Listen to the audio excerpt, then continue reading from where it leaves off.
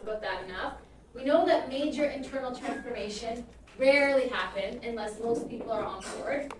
We know that employees generally are not going to help or cannot help if they feel powerless. Thus, we need empowerment, right? Of course, we need employees to be empowered in order to have a successful transformation. Because if people feel powerless, if they don't feel that they can take control and actually do something and make a difference, then they're not going to do anything. They're not going to move forward, right? With all of the difficulties that come with change. Okay.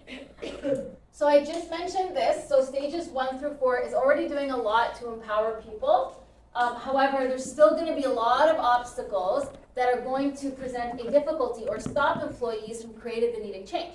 So stage 5 is really about empowering people to take action, continuing to, the momentum of empowerment by removing any barriers that might exist to actually carrying out the change and implementing the change.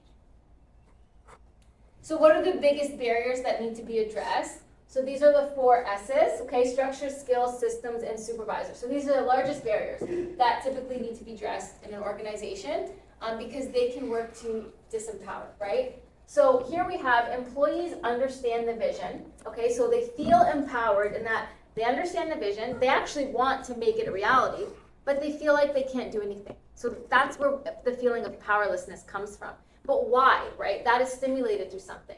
Well, these are the 4 major sources or barriers to them feeling powerless and that they want to move forward, but they can't. So 1, sometimes you have formal structures in an organization that are making it difficult to act, okay? Sometimes you've got personnel, information systems, different processes that are in place that are making it difficult to act. Sometimes you have bosses that are making it, supervisors at different layers of the organization that are making it difficult to act. And then sometimes you don't have the training that's needed, and that can undermine action. So we'll talk about each one. Okay, so structural barriers, organizational structure can undermine a vision by disempowering employees. Okay, so what this really means is that there's something within the structure of the organization that's inconsistent with what your vision is saying, right? And that is going to be a barrier because you're saying, we want you to do this, and you're on board, but then there's something in place that makes it impossible for that to happen or makes it difficult for that to happen. So let's say your vision is to focus on the customer, but the organization's, the way it fragments resources and responsibilities for products and services makes it difficult to focus on consumer needs.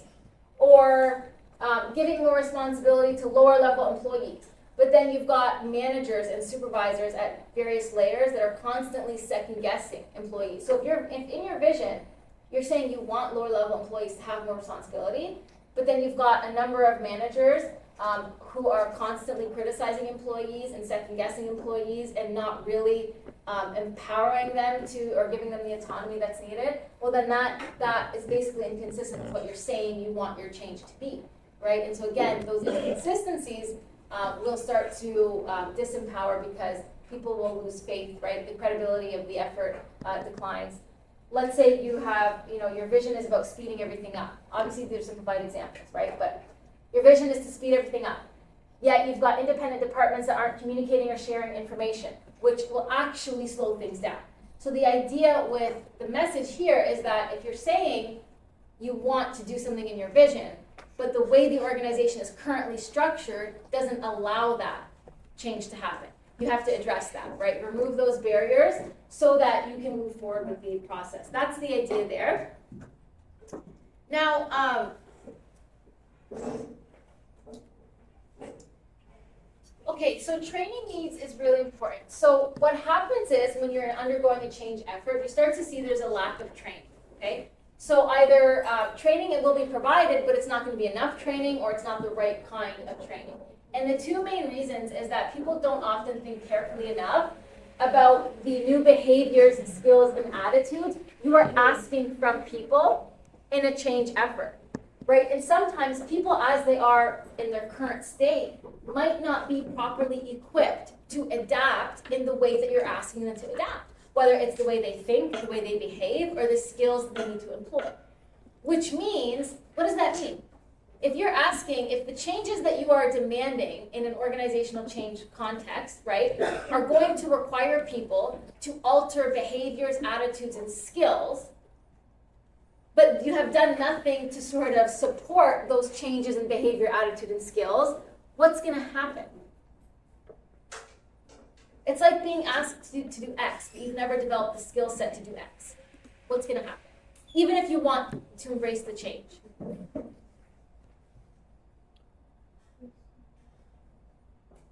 Yeah? Like we kind of don't ask. Pardon? We don't ask no more. So you We don't ask. you won't answer. No, kind of we don't ask like when you don't know what to do. Exactly, yeah. So right, so when people, otherwise it will disempower people because they won't feel confident to move forward, right? They'll second guess themselves and they'll feel that they're not equipped to move forward. And because of that, right, those forces of status quo and complacency will be there. And so the idea is when you underestimate the amount of training that's needed in a change effort, because a lot of times training is foregone, right? People, organizations will sort of cut corners and they will skip a lot of training, or they won't emphasize as much or focus as much on training because it's costly in many cases, or it's time consuming, and so they'll take shortcuts. But those shortcuts can be very detrimental, right? Because again, it will disempower employees if you're not giving them the support, if you're not equipping them with the tools that they actually need to proceed with the effort, right? Knowledge is power. So the more you are instilling and training people, the more equipped, the more prepared they feel to move forward with the change, right? But this is actually neglected because people just assume people can move forward in a change effort without changing anything about themselves. And that's a very dangerous assumption, okay? And one of the common reasons it doesn't work. Okay, so research will tell us, or research actually shows, that the most successful transformations have actually involved spending millions and millions of dollars on educational programs and training programs to ensure that employees are equipped to embrace the change process.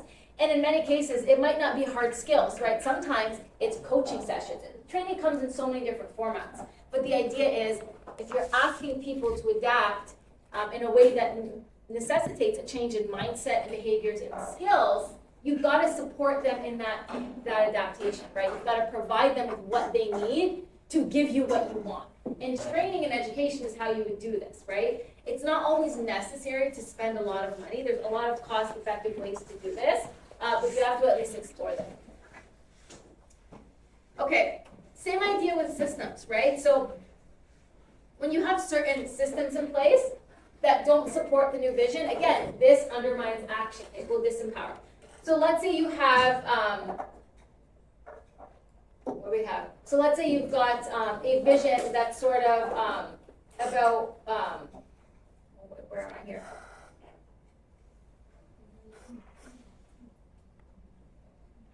Yeah, so let's say you've got a vision that, at its core, it's about increasing customer service, right? So your focus is to really enhance customer service because you've had a problem, let's say, with satisfying consumer needs over the years. Okay, but then one of your systems that are in place, when you're looking at an HR system dealing with performance evaluations, right, when you're evaluating employees, there's nothing in that performance evaluation that mentions customers and associating with customers. But in your change vision, you are trying to, have a larger focus on customer satisfaction. So there's a current system in place that's not supporting the behaviors you want to change. You're not even evaluating it. So how are you going to, ensure that you're meeting that vision?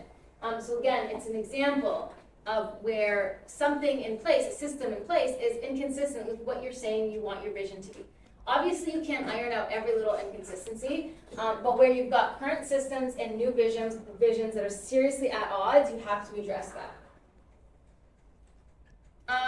And lastly, probably nothing is worse nothing will disempower employees more than having a bad boss or a bad manager, right? So if you've got supervisors who are just reluctant to embrace the change, who are constantly acting as a barrier to employees moving forward with the change effort, then or heavy micromanagers, right?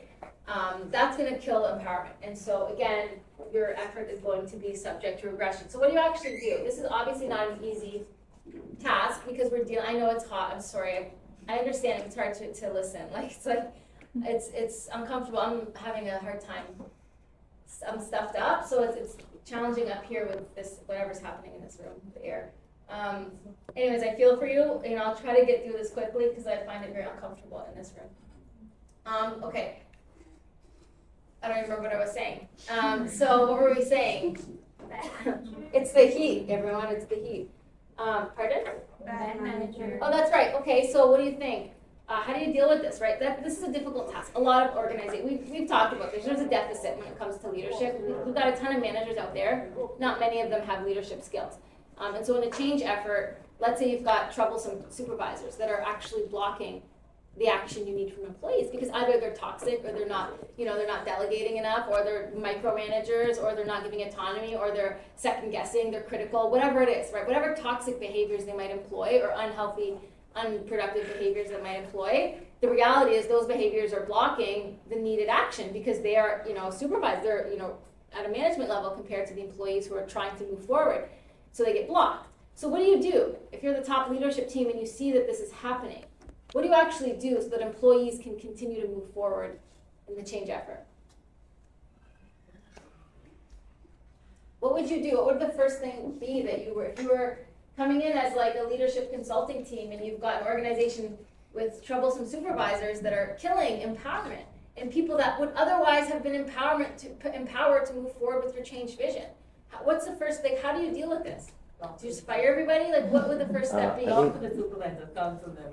Okay, so honestly, the best approach, and with any type of HR related matter, you always want to take the least intrusive approach. Obviously, there's exceptions when you have really bad, something like a dismissal for cause or something, really wrongful happens. But for the most part, when you're dealing with troublesome employees, you want to try to take the least intrusive approach first, and you build up, right? If that doesn't work, then, what's the next step? But in this case, the best way to approach it is really just honest dialogue, having a heart-to-heart with the individual, confronting them, right? Really just trying to open up the discussion. What is it that you need from me so that you can give me what I need, right? That's not what you're saying, but that's the idea. Trying to really understand what is happening, what is at the heart of the problem. And if after you've had that honest dialogue, right, and again, letting them know what it is that you need from them that supports the change vision, and then trying to determine what it is that they need so that they can then help you and help the change vision move forward. If you've done all of this, and then it still hasn't worked, then sometimes the only thing you can really do is remove that person from the organization, right? Because at the end of the day, you've got a change vision and organization to keep moving forward, okay? And so sometimes if someone is overly reluctant, you do your best to work with that individual, but if, there's only so much you can do sometimes, unfortunately. The problem is if these issues are happening, right, if you've got these supervisors that are difficult and it's not addressed, employees are going to see that, right? And when employees see that you're telling them you want them to do something, but then you've got supervisors that are making that impossible for them to do or making it too difficult for them to do, that will discourage them and they will not want to move forward, right? And then you will start to get either people leaving or they're just not going to succeed. They're not going to produce the wins that you need to keep a change process moving forward, okay? They will simply give up and then the changes won't happen. All because you never address the fact that you've got these troublesome supervisors. They will block action, right? And if they do block action, you're not going to have a successful transformation. So again, these are things that have to be addressed, but it's like they're so often just not addressed or they're swept under the rug. No wonder organizations don't effect change often, or they actually rarely successfully do. Anyway, so just to summarize some points here, right? We're trying to, in stage 5, empower people to effect change, to make change happen. So 1, you're communicating a sensible vision to employees. If they have a shared sense of purpose, it will be easier to initiate the actions to achieve it. Make structures compatible with the vision, right? Unaligned structures will block the action that you need. provide the training. Without the right skills and attitudes, people are going to be disempowered. You want to give them the self-esteem and confidence, help instill that by giving them the support to carry out the change vision. Align your information and personnel systems to the vision. And then also, right, confront and address supervisor behavior that is undercutting the needed change. Okay? Because nothing will disempower people more than a bad manager. Okay, let's jump to stage 6. Everyone okay with stage 5? Okay. I know, I see people like this. I feel for you. I feel like it's like, are we okay? Sorry, it's not funny, but I don't want you to all suffer. What are you having a hard, I know it's bad, right? Are you having a hard time listening to, like, is it preventing your ability, is the heat impacting your ability to, like, process the information? Do you feel like this is like not like a productive lecture? Am I gonna have to repeat the lecture next class? No? Do you want to finish up with this next stage, or do you want me to do it on another day? Finish up, can we get through it quickly, and that way we're not behind? Yes. We'll come back to it, we'll do a midterm review, so you will see, we'll talk about it again if you're not sure. I don't think this is anything complicated we're talking about today. We should all, we get it? Okay, this one isn't too long. Okay, so stage 6, step 6 is all about generating short-term wins. Now this is where you really need your management skills, okay? We've been talking about leadership so much. Here's where management skills become critical in this effort, okay? So running a change effort without paying enough attention to short-term wins is really risky. Why do you think this is the case? So remember we talked about change being a very long process. In many cases, it takes decades, right? Years and years and years to truly have a successful transformation. So what are you doing in that year and those several years? You're working towards the effort. But why is it really important to have short-term wins? Wins, in other words, that are happening within certain short periods. Like you've got a 6-month milestone, a year milestone, 18 months. But you're intentionally creating these wins, right? So they're not something you just hope for. They're achievements that you are intentionally planning for.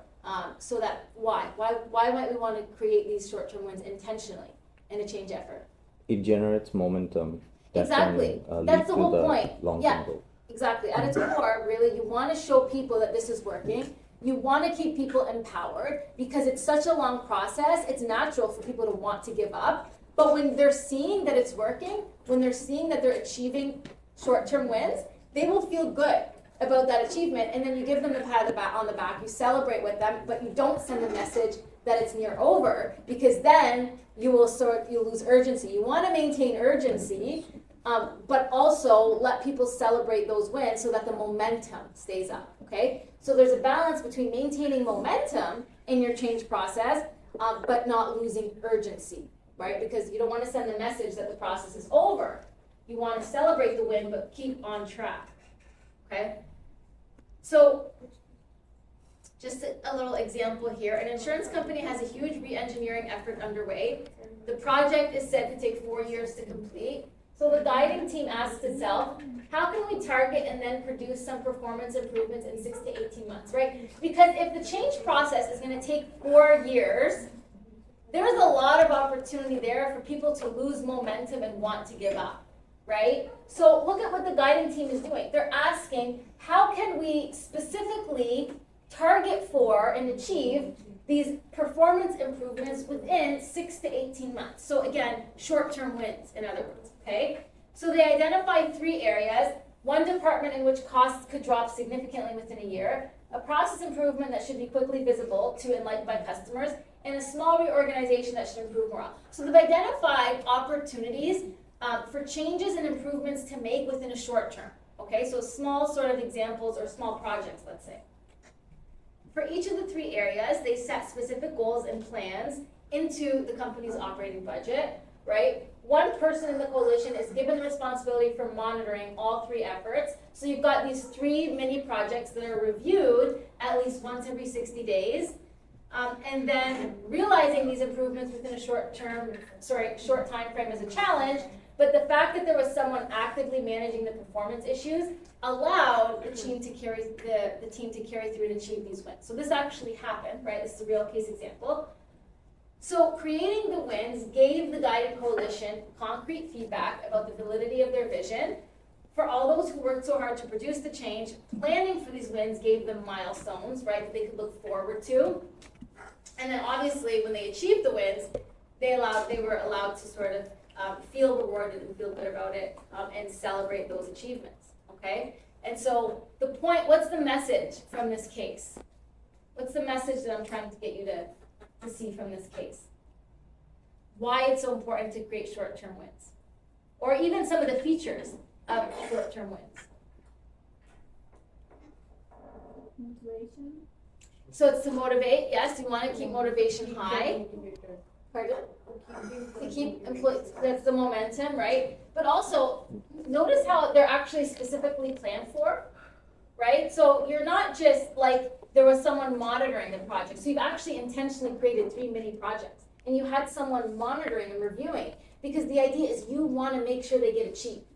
The whole point of a short-term win is that whatever it is that you are planning, right, whatever project that you are selecting, make sure it's something that is like going to happen. It is going to be achieved because you need those wins, right? So they're specifically designed to be achieved within the change process because you want to intentionally get that momentum up, right? And then also, if something goes wrong along the way, it also provides you with an opportunity to review your vision, to review the project as a whole, and to maybe identify gaps or issues that need to be ironed out, right? So there's lots of benefits to, again, it takes time and they have to be carefully planned, but there's benefits to doing this, in addition to just motivating employees.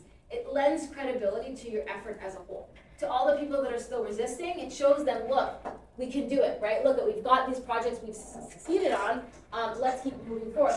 Now remember, all of the short-term wins, all of those projects have to be related to the overall project. They're not separate from the change effort, right? They're related to the change effort. They're just sort of mini projects that you can tackle within a shorter period to keep people moving forward and to show that this actually is working and we're on the right track.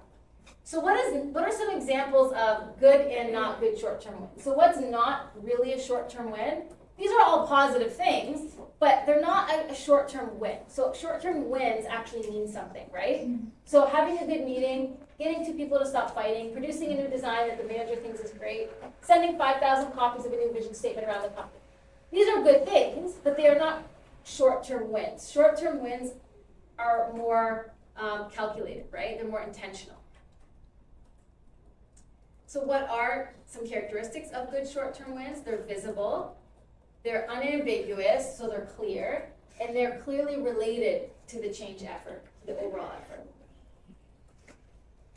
So some examples of a good short-term win: when a re-engineering effort promised that the first cost reductions would come in 12 months, and they actually did. When a reorganization early in a transformation reduces the first phase of the new product development cycle from 10 to 3 months. When the early assimilation of an acquisition is handled so well that Business Week writes a positive story. So these are examples of good short-term wins, okay? What's their role? Like we mentioned already, they provide evidence that the sacrifices are worth it, right? So again, they help justify all the costs. They reward people with showing them that, you know, their efforts are going to be, they're going to work, right? And that positive feedback builds morale, builds motivation. It helps fine-tune the vision and strategies. So again, it gives you data and viability, it gives you data on the viability of your vision, right? Undermines cynics, right? So again, it sends the message, well, things really are working, right? This isn't a waste of time, because you're always going to have resistors. You are always going to have people that just aren't going to buy that change is going to occur or that change is needed, right? And those are just people more grounded in complacency. And so again, when you show proof that change is possible, then you undermine those cynics.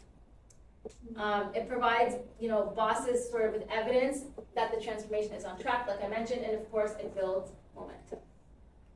Turns neutral supporters, reluctant supporters into active help.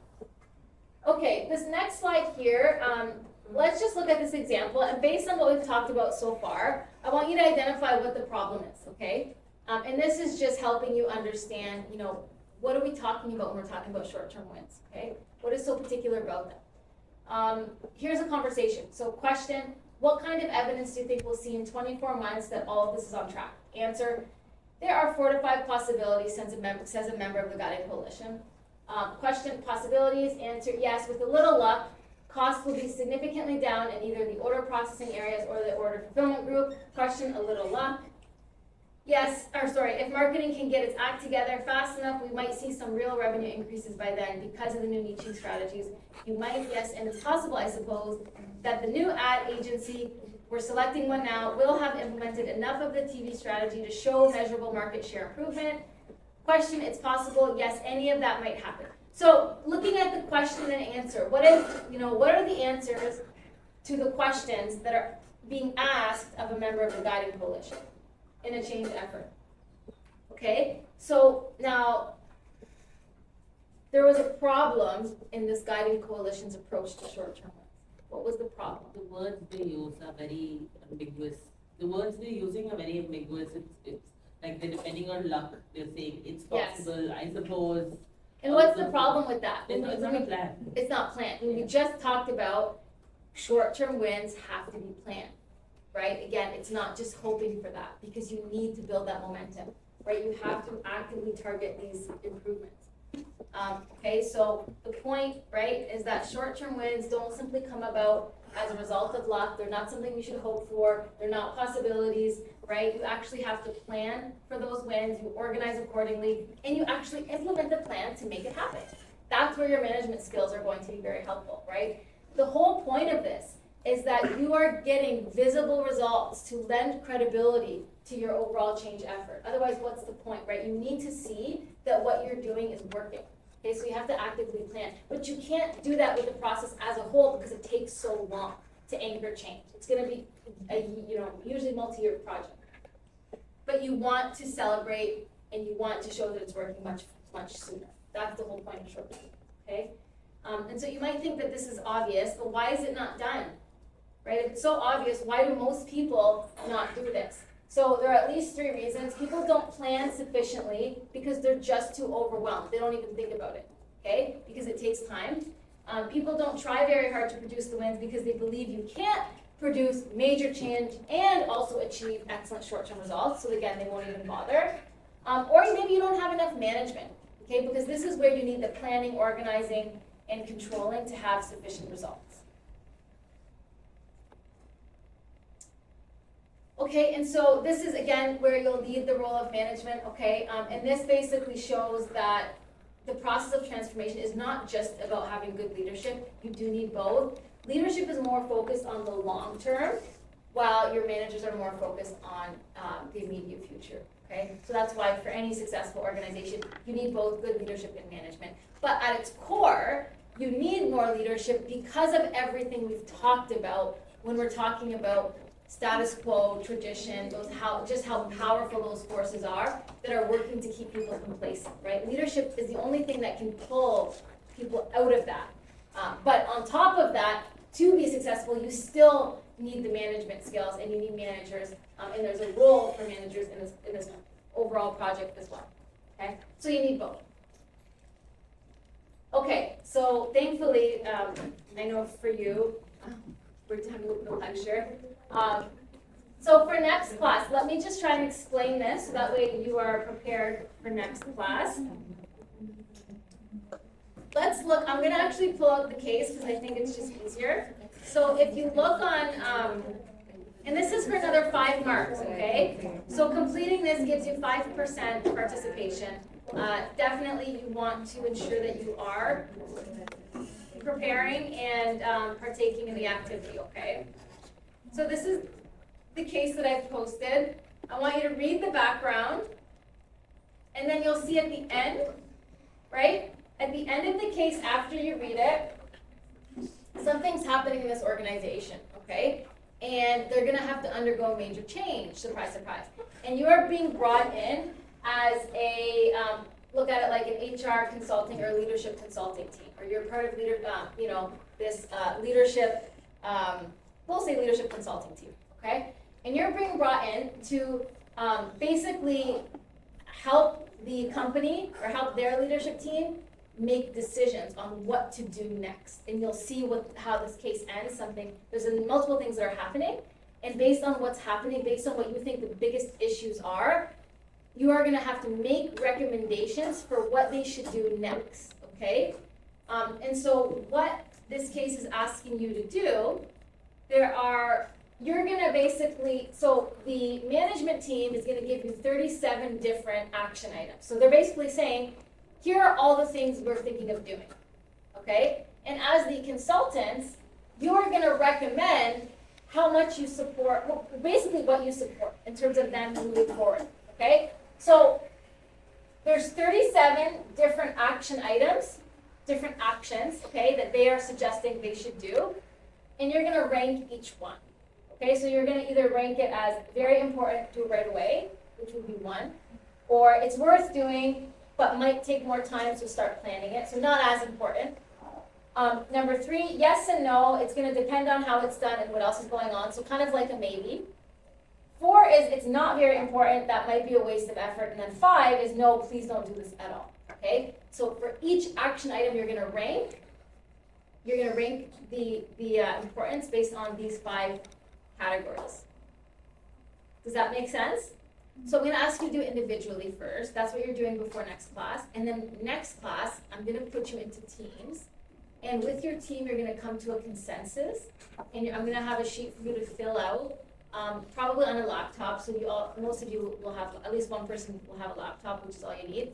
You could also write it if you want. But I'm gonna have you as a group come to a consensus on how you think the ranking should go. And also discuss why you think, you came up with what you came up with on your own. Because I want you to work through that process. That's part of what we're doing here, is thinking about the material and then thinking about how we're each applying it. And if there's differences with your peers, I want you to work through that and figure out why one person might think one thing versus the other. So draw on the course material when you're engaging in this discussion together on Thursday. And then as a team, you're gonna rank them. Okay, so you're gonna come to a consensus, rank them, and then you're gonna submit that for participation marks, okay?